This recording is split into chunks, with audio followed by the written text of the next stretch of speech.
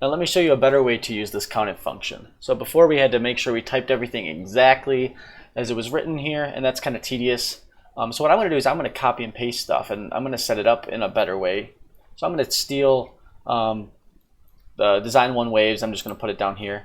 I'm going to paste it Control-Shift-V instead, and then I'll paste it without the backgrounds or anything, just the words. Okay. Now if I use my same COUNTIF function, I'll use my same range, all that kind of stuff.